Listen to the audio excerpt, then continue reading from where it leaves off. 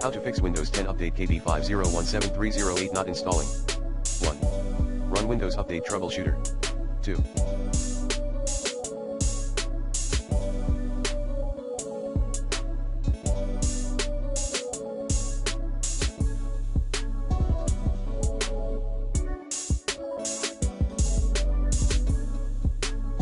Repair your hard drives via chkdsk/fc command. 3. Run Reset Windows Update tool.